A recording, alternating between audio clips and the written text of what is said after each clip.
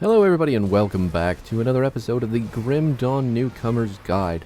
On today's episode we will be hunting down the ethereal vanguard nemesis Archmage Aleksander. Aleksander is certainly one of the least gimmicky and easiest to kill of our nemesis bosses so far, so this may be a great place to start if you're looking to venture into nemesis farming. As always, though, this is a YouTube video, so feel free to kick that like button, comment your endless adoration or endless frustration, then regardless of all those other things, slam the subscribe button into submission. Now, if you've been keeping up with the bosses so far, you're into the format, but if you're not, we are going to start by checking out all the locations that Aleksander can spawn in, and from there, we'll see how his kit works, ending on the monster infrequent he will drop. The absolute best news about this nemesis is that he only has 7 areas in which he can spawn, and at least 3 of those locations have rift gates or are close to rift gates. Realistically speaking, we've got about a 40% chance of boarding the rift plane and landing on a non-stop flight to our destination.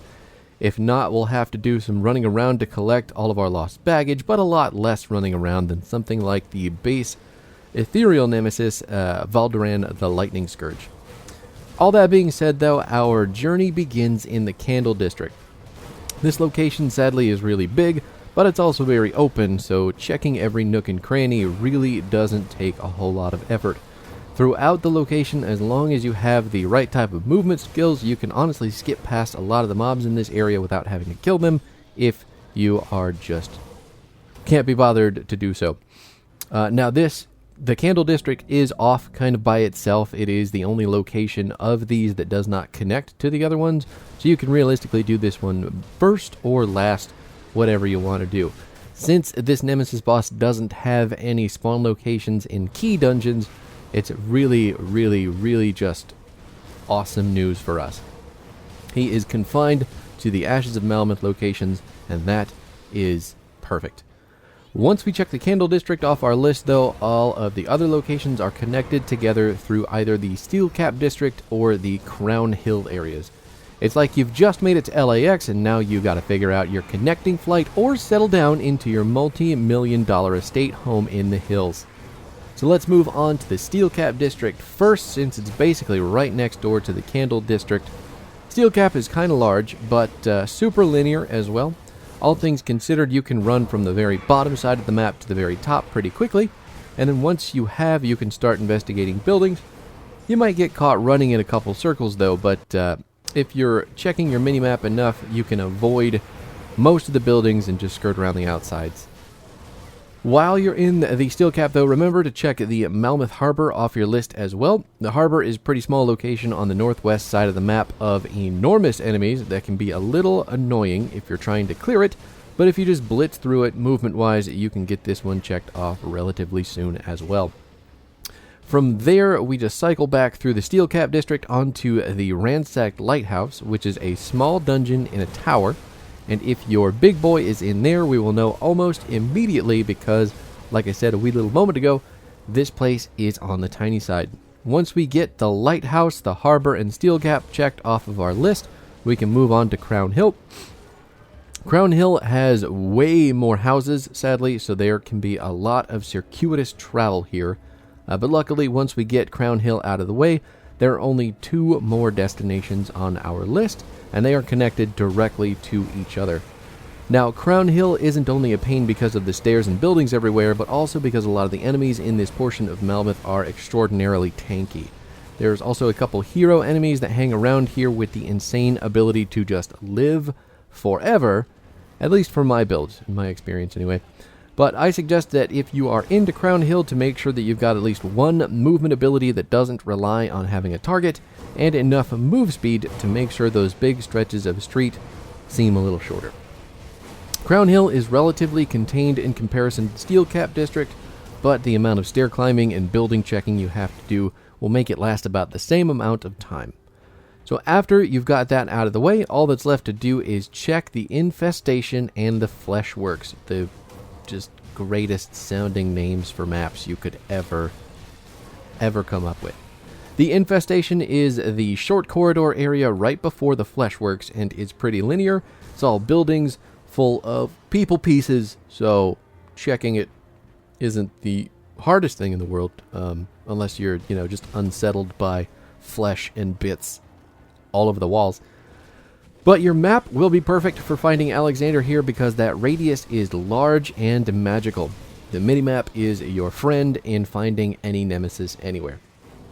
Once you make it down into the fleshworks themselves, you'll have a little bit more wandering to do because the fleshworks actually have more than a couple looping pathways spread out from the other pathways, so ultimately you'll end up doing a lot more walking down here rather than relying on your minimap, because your minimap won't travel across these big circular chasms that exist in the fleshworks. I know, we're just all sorts of the words that you have to say when you talk about the fleshworks. It's so just gross. Anyway, in this playthrough, I was lucky enough to find Aleksander in the Steelcap District / Malmouth Harbour area. So after clearing out a couple of smaller mobs, the open area made this fight even more manageable. So let's talk about what makes this nemesis tick. If I had to sum it up in one sentence, I'd say Aleksander is just like fighting an Arcanist. Without the death beam, of course. By that, I mean the experience is wonderfully cathartic, and I would highly recommend it if you love melee characters over those magey turds, but it should go without saying at this point that since he's a nemesis, there will be the normal immunities to CC, and those huge resistances to health reduction abilities.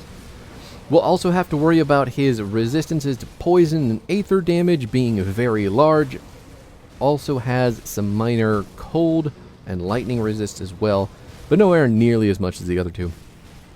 In terms of damage, I'd consider Aleksander Glass Cannon. If you're not watching out for some of his more telegraphed abilities, you might get one shot before you can say, "Is that a screaming green meteor raining down from the Netherverse directly at my face?" It would probably sound a little bit more like, "What happened?" So, his abilities will be doing mostly fire and aether damage, with a little bit of cold and lightning mixed in for some extra pizzazz. There are only a couple abilities, but since there are fewer, we can bank on them being a lot more impactful than your average damage wave. Which brings me to the first one, the damage wave. Aleksander has a fairly long-range wave that's going to hit for moderate damage, but more importantly than that, this wave is going to strip you of about 230 defensive ability for 3 seconds when you get hit. Seeing as how this guy's whole game plan is to blink you out of existence as fast as possible, you can understand why getting hit with this wouldn't be the best option. Also, before we keep going, make sure that you have a clear 1v1 with Aleksander. Malmouth is full of those massive hulking tanky ethereals that will give him a large meat shield to hide behind, so don't let him have that. Next up, he has the Screaming Green Death Meteors.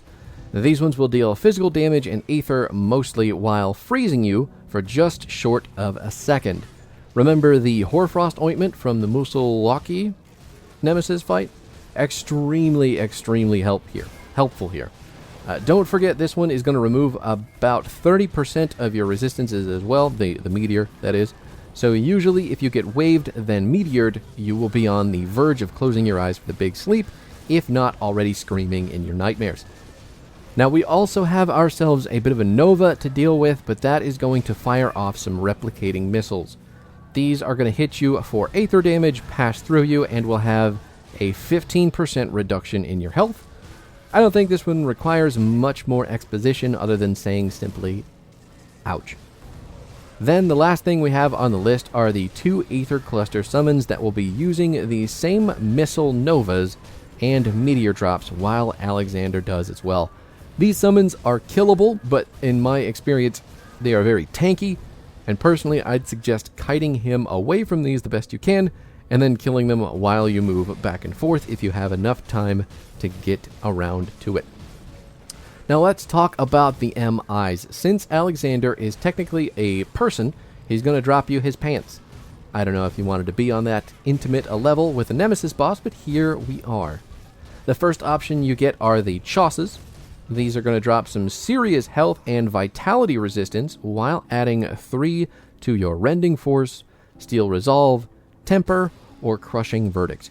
These are your Inquisitor, Soldier, Demolitionist, and Oathkeeper pants, so pretty helpful there. And then the second item is going to be Alex's leg guards.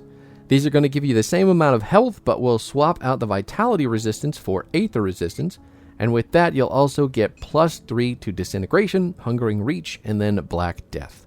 So now you get the other pants are basically designed for arcanists, necros, and occultists. So it's pretty easy, right? I thought so. Let me know how you handled this bad boy in the comments, and I will catch you guys next time as we continue down the list of the Nemesis bosses. Peace out, everybody.